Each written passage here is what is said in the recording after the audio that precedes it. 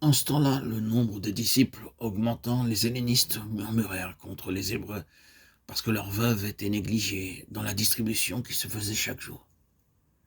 C'est pourquoi, frères, choisissez parmi vous 7 hommes de qui l'on rende un bon témoignage, qui soit plein d'Esprit Saint et de sagesse, et que nous chargerons de ces emplois. Et nous continuerons à nous appliquer à la prière et au ministère de la parole. Actes 6, 1, 3, 4.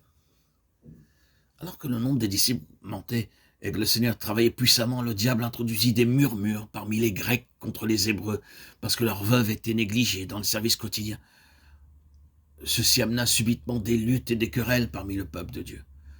À travers les siècles, le diable a utilisé 2 armes pour arrêter l'œuvre de Dieu et détourner ses serviteurs du véritable service. Premièrement, lorsque Dieu commence une œuvre et que sa puissance se manifeste dans les vies, des murmures, des plaintes et des querelles se lèvent parmi le peuple de Dieu. Et par cela, l'œuvre est arrêtée. Quelques murmurateurs suffisent pour éteindre l'Esprit de Dieu, et l'œuvre en souffre. Deuxièmement, le diable essaie d'empêcher les serviteurs de Dieu de délivrer la parole, les obligeant à servir aux tables. Il désirait que les apôtres abandonnent leur ministère important pour faire cela. Les priorités doivent être maintenues, et par sa grâce, nous pouvons le faire. Il nous accordera la sagesse divine de ses serviteurs. Dans Acte 6, verset 5, et ceci plut à toute la multitude. Ils élurent des hommes comme Étienne, qui allèrent de maison en maison pour aider les personnes, prenant soin des veuves et des pauvres. Leur naissance et leur histoire est un secret. Ils cherchèrent simplement à servir là où il y avait un besoin. Lorsque le temps arriva, toute la multitude d'un même accord les choisit, parce qu'ils avaient observé leur vie, remarquant qu'ils servaient sans vouloir se faire remarquer, qu'ils étaient aussi remplis du Saint-Esprit et de sagesse divine pour accomplir tout service. Tout ce que vous faites, faites-le de bon cœur, comme pour le Seigneur, et non pour des hommes, sachant que vous recevrez du Seigneur l'héritage pour récompense. Servez Christ, le Seigneur. Colossiens 3, 23, 24. Nous aussi, frères et sœurs en Christ, chers amis, auditeurs, auditrices, bien-aimés, nous avons besoin de l'onction du Saint-Esprit, quel que soit le service et son importance. Ça peut être le service auprès des veuves, des pauvres, ou prendre soin du bâtiment, ou servir de la nourriture, ou bien installer des endroits propices, ou tout autre travail dans la maison de Dieu, afin que cet endroit soit agréable pour recevoir et accueillir les fidèles. Mais quelle que soit la tâche, nous devons bénéficier de l'onction et être remplis de sagesse et du Saint-Esprit et de l'onction divine pour découvrir ce qui doit être fait dans la maison de Dieu et pour le service de Dieu. Nous devons aussi faire toutes ces choses comme pour lui et non pas pour les hommes, le regard des hommes.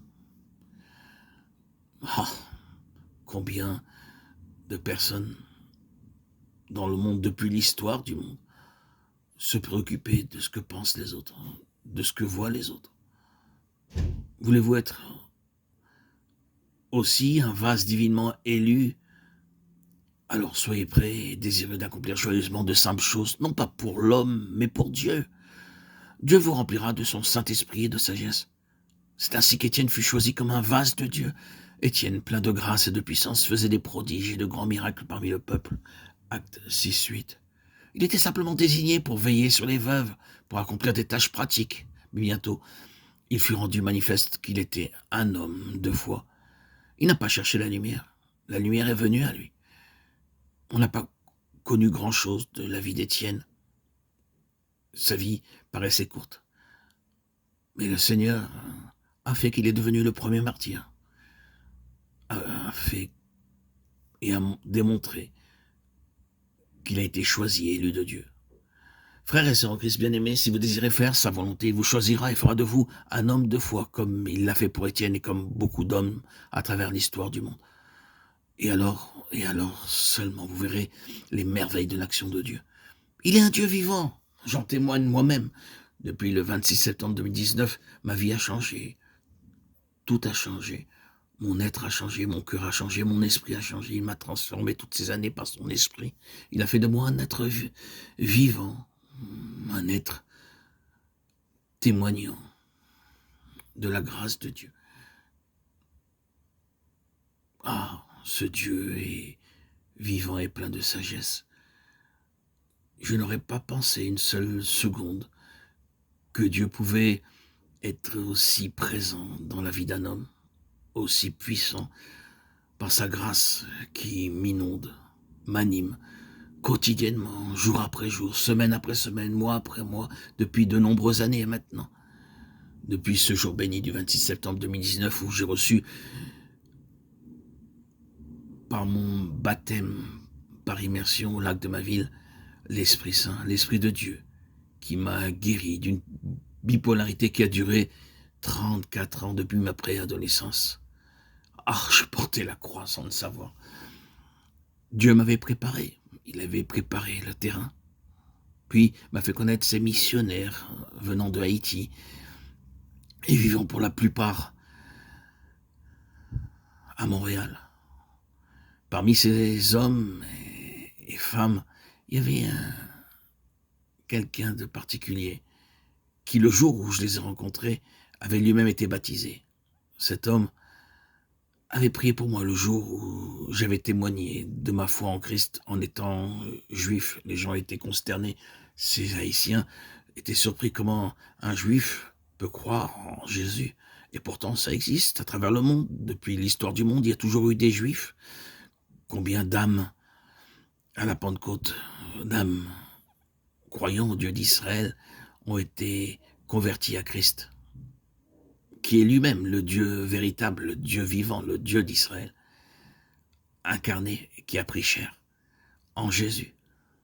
Donc, ce jour béni, et cet homme qui était, ce jour même, le jour de cette rencontre, était baptisé, m'a baptisé.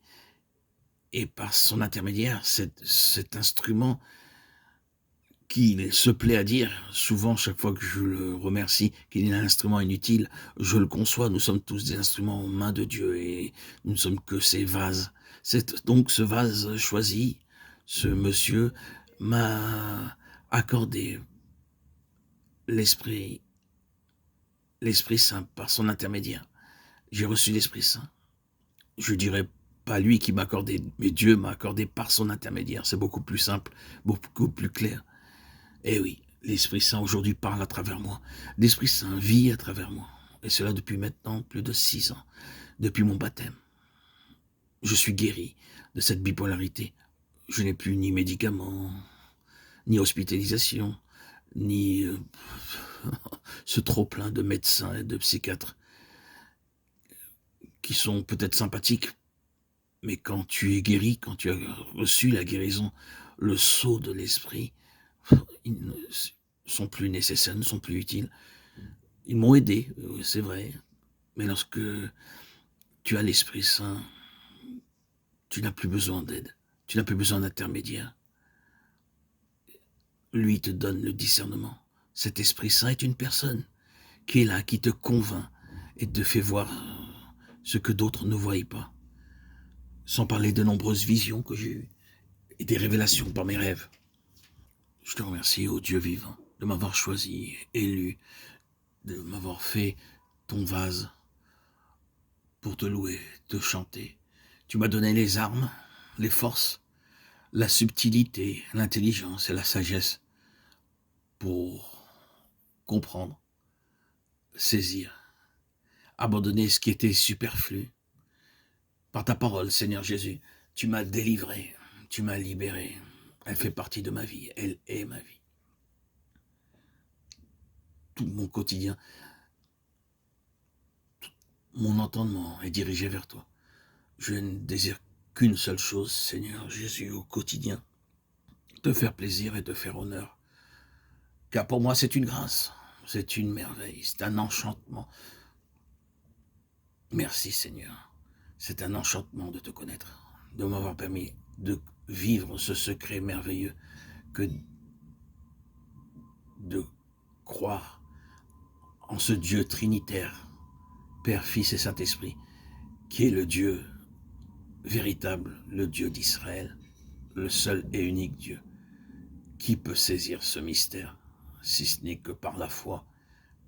Gloire à toi et à ton très saint nom, Seigneur Jésus-Christ Yeshua, Melech HaMashiach, l'Olam Vaed.